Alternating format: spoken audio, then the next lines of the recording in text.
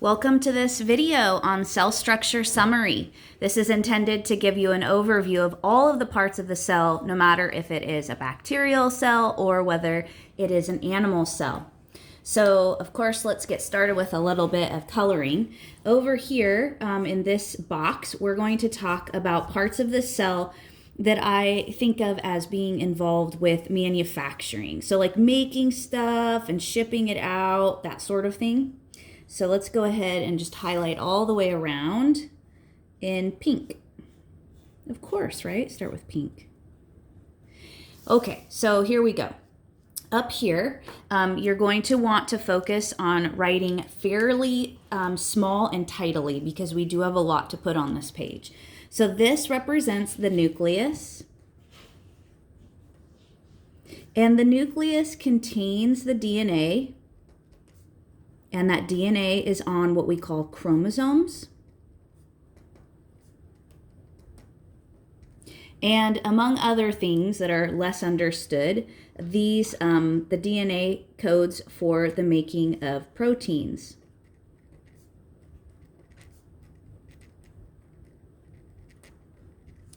So this is DNA, these on chromosomes, and this represents a nucleus. So we can maybe put an arrow like this. And then notice that there's this little structure right here, and this is the nucleolus, and it literally means little nucleus. And this is where ribosomes are made, and I'm going to tell you what those are in a second here. Okay, so then here are ribosomes once they are made. And I think I'm going to switch to a different color. This is looking a little boring so far. So here, let's put highlight in yellow. You've got the nucleus and the nucleolus so far. And then the next structures we'll talk about right here. These are ribosomes. And ribosomes make protein. They take that code that's contained on in a nucleic acid form, and they put amino acids together to form protein. So we say that they make protein. We could also say they do the process known as translation, and that process of translation converts nucleic acid information in DNA into amino acid information that proteins are made of. So that's why we call it like a translation. It's literally going from the language of nucleic acid to the language of protein. Now notice that these ribosomes could be free in the cytoplasm. So they can be free, and the cytoplasm is the watery area that is inside of the cell. So they can be free, or they can be on endoplasmic reticulum. So let's go ahead and make these red so you can see these are meant to be ribosomes that can either be free in the cytoplasm or on something known as the rough ER. So let's go ahead and switch to another color.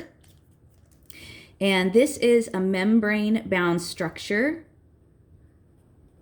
the rough endoplasmic reticulum. And that literally means like a network of membranes within the cell. And the rough ER is named if it has ribosomes on it, and it folds and transports protein.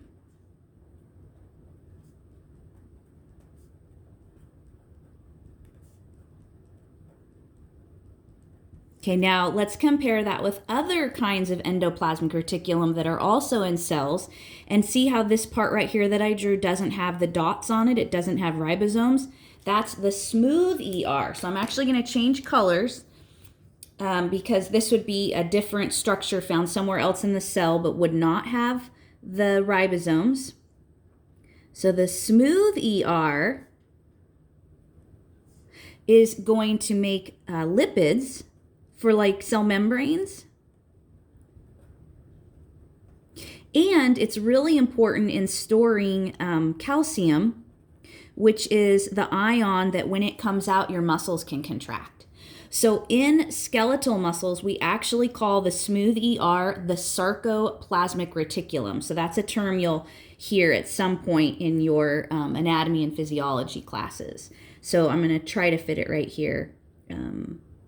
course, I'm already running out of room, but so the sarcoplasmic reticulum in muscles.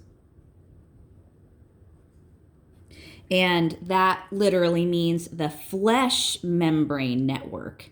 And it stores the calcium in skeletal muscles. And then when you have an action potential arrive at a skeletal muscle, the calcium can rush out and cause your muscle to contract. Okay, so let's switch colors again. And now let's go to purple.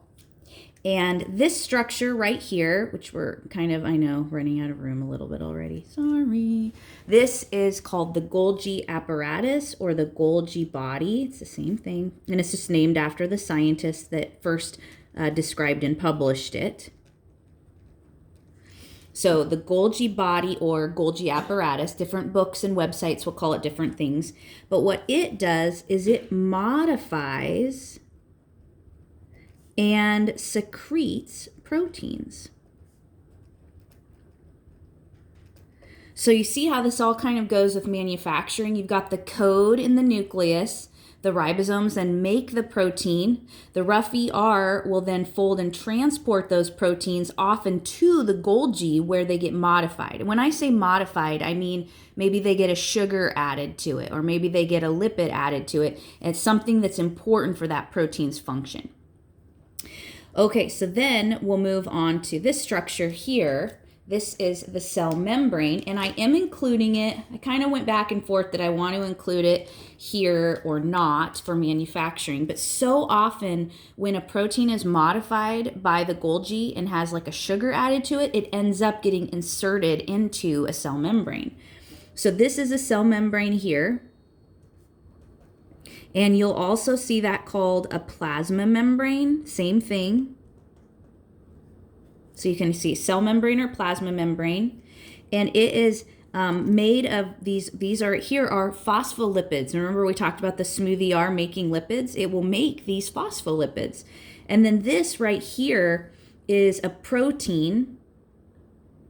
So it has protein channels.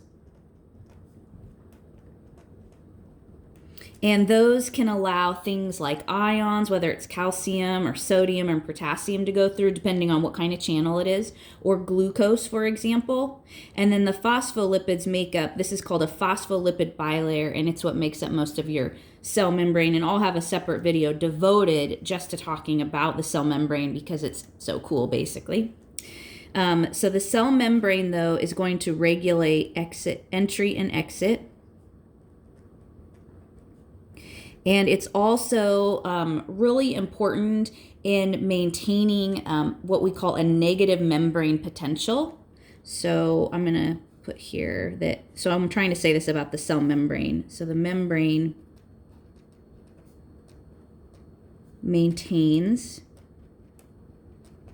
negative potential.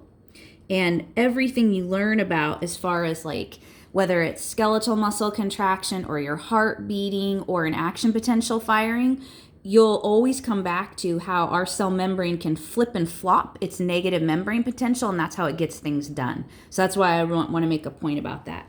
And then the protein channels are what allow things in or out, but the membrane is what maintains the negative potential together. So now let's go ahead to switch colors. How about back to black, if I can find that. Okay, here we go. So this right here is what we call a lysosome, and I've tried to draw it for you like it's a garbage can or a recycling can. It contains digestive enzymes to digest old cell parts or debris, or it can even be involved in like disposing of viral parts in some cells. So when we make this, let's add a little color along here, right? And then I put those little dots in there. Those are like enzymes that are capable of doing that. Or why don't we put make the cell membrane orange just so we have a little more fun color on here. Okay, so I guess I'll just do this. Can't resist. Okay, then the last structure I want to show you that when I think about manufacturing is that we also have a cell wall that's sort of like the walls of the factory, and it's going to keep some things from going in and out. So let's go ahead and switch to blue, and this is the cell wall. And this is not found in animals. So you don't have cell walls in any of your cells. So cell walls only in rigid things like plants and bacteria. So plants have them, bacteria have them, and mushrooms or yeast, so fungi, have them. And then protists in animal cells do not have them. So notice that this is a key difference. So and I'd like to add that down here, that cell walls are not in all organisms. So we'll come back to that when we get done. Okay, so let's move on now to another role, and this one I'll talk about for energy. Why don't we highlight this in green?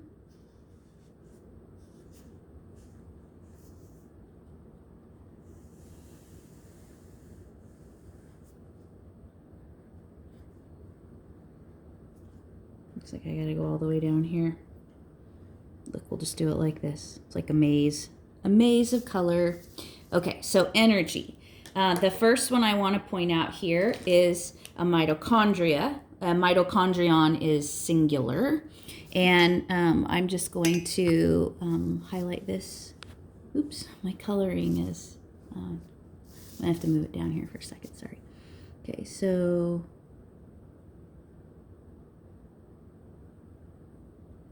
there you go. So we'll outline that.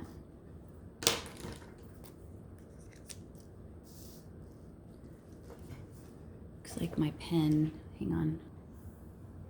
Okay, sorry, I just needed to move my camera up a little bit. Okay, so the mitochondria is what produces ATP energy for your cells, and that's adenosine triphosphate, which is how cells get things done, whether it's an action potential or muscle contraction or moving things in and out of a cell that require energy. ATP is the form of energy. So this is like the fuel that your cells use to get things done.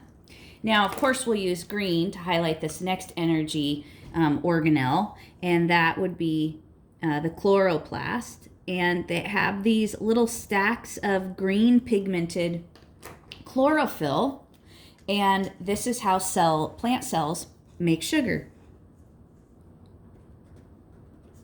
So of course we'll do this one in green. So a chloroplast makes sugar and other nutrients. They can make they can convert that into like proteins and lipids, even like an avocado, you know. But they start by making glucose using absorbed sunlight energy. So what a plant does is it takes sunlight energy, it absorbs it with these green pigments called chlorophyll. And chlorophyll is, so those are the little pigments. And then they make the sugar, and then their cells are able to put the sugar through the mitochondria to get ATP energy. So a plant cell has both of these. But I want to put a box around this one too. This is another structure or organelle that is not found in all, it's not found in you. So let's go ahead and put that over here. See how we wrote cell walls? Let's also write chloroplast, because we'll come back to this at the end. Okay, so then we'll talk about storage. And why don't we use blue here, because generally these central vacuoles in plants are filled with water. So these are for water storage. And if you have a plant that wilts, it means that the central vacuole in that plants in the plant cells is no longer filled with water, and that's why plants will look wilted. And then when you water them, their central vacuoles fill back up, and then they aren't wilted anymore. So this is generally going to contain water. But then in animal cells, then actually we'll go put this down here too, where we had talked about this. Let's put this here too. Very specifically what's called a central vacuole.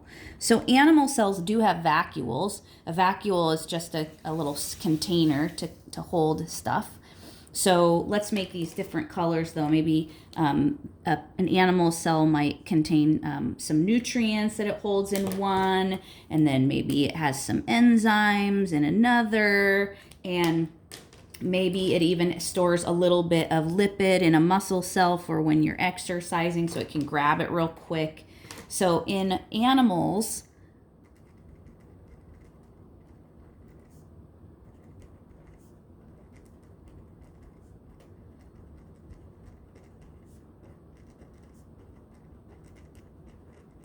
and we'll just put of various substances.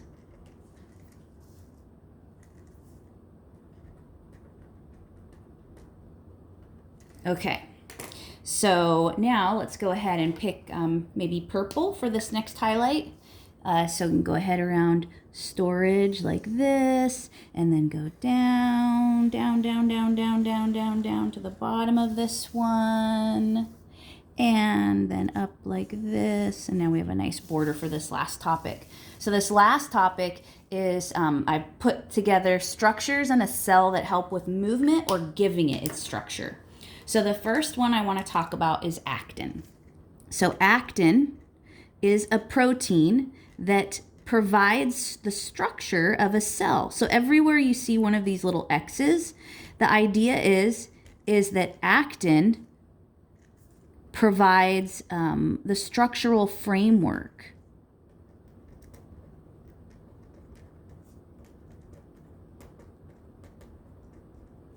for the cell shape. So this cell right here is like an intestinal cell, and you know how it has what are called microvilli on the top? These little, like, see how it goes up and down? The actin is what allows that. So in your body, all of your cells have different shapes, and those different shapes are made possible by the way the actin is arranged to hold the top of the cell into a particular shape. Okay, then the next thing, we'll use yellow still for the actin. So here is another role of actin, and that's in muscle contraction. But along with the actin is another protein called myosin, and that is going to be important in muscle contraction. So actin and myosin overlap and shorten in muscle contraction.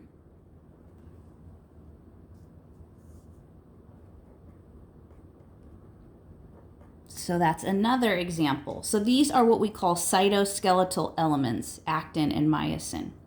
Okay, then this one right here is a bigger kind of protein that works within a cell as a cytoskeletal element called microtubule.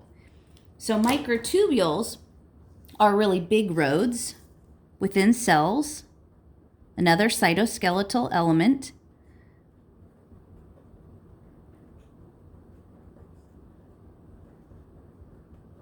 And what can happen is you have molecular motors such as kinesin or dynein, and I'll make that with a different color. So this is powered by ATP, and this molecular motor can move things around in the cell. So microtubules are roads for molecular motors.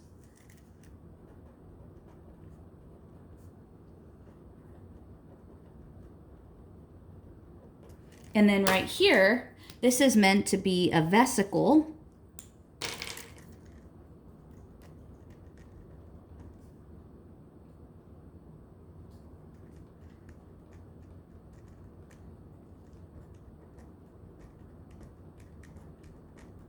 So that's a vesicle with substance, with something in it that is being transported. So let's say a protein or something. So microtubules are cytoskeleton elements that line up in the cell in order to allow things to move around. Now down here, these are all microtubules too. So I'm going to use the same color because students often, I think, lose sight of the fact that when you're talking about mitosis and cell division, this is microtubules. These microtubules stretch out and they form these like long roads and they pull the chromosomes apart. So right here, a couple of terms that I think will come in handy for you. This is what's called a centrosome. And then each of these individual structures is called a centriole. So we'll put centrosome with centrioles. And these are important because they're only in animal cells. They're not in plant cells. So here is another one that we can put down here. Why don't we just put it right here? Oops. So sometimes you'll get a question about where these are found, and these are not found in plant cells because they divide differently. So these are chromosomes that are lined up, and these microtubules are known as spindle fibers. But notice that everything you're looking at here that I've highlighted in blue is made of microtubules. So whether it is the centrosome with these two different centrioles, or whether it's a microtubule that's moving something around, these are all microtubules. So I'm going to actually put this here, made of microtubules. So the cytoskeletal elements are important in the shape of the cell, in muscle contraction, and then in moving things around, whether it's a newly made protein that needs to be carried somewhere, or moving chromosomes in order to divide a cell during mitosis. Okay, so then as we wrap up, I wanted to come down here and remind you, sorry, this is not my best looking video here. Okay. All right, so cell walls are only found in plants, bacteria, and fungi. And when I say that, I mean like yeast and mushrooms. Chloroplasts, I'm switching to green, are only found in plants or sometimes in photosynthetic protists.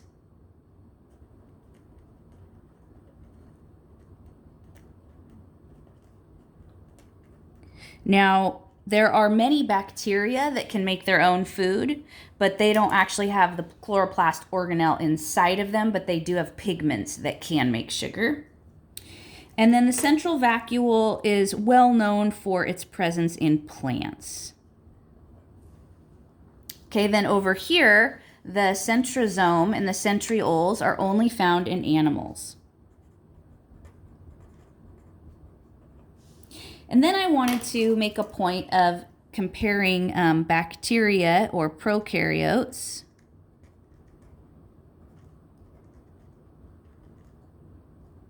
versus eukaryotes. So all of these structures that we've talked about here are contained by eukaryotes. So that's going to be plants, animals, so things you would be familiar with, right? And then fungi, and remember that's things like yeast and mushrooms. And then protists, these are usually the ones students are least familiar with. These are single-celled organisms that, for example, swim around in ponds. And if you get a look at single-celled organisms in your general biology class, you're usually looking at little pond protists. And then prokaryotes don't have most of the things that we've put on this page. And they basically include bacteria, and then another type of protist or prokaryote is called archaea, which is like specialized bacteria, basically, that live at really unusual places. Now, they will only have the ribosomes. They do have DNA, but they don't have a nucleus. And then the other thing that they do have is some rudimentary cytoskeleton, but it's not called the actin and myosin necessarily that we have in eukaryote cells. So basically, the prokaryotes don't have any of these structures except for ribosomes in their DNA. Okay, that was a long one, but hopefully we covered everything that you might encounter. And then let me just back off a little. Students have often asked me if I would do this at the end of my videos so you can see the whole thing. So there it is, and I'll even, if I lower down a little bit without crashing it, and then you can see there's the whole page. Okay, good stuff. See you in the next video.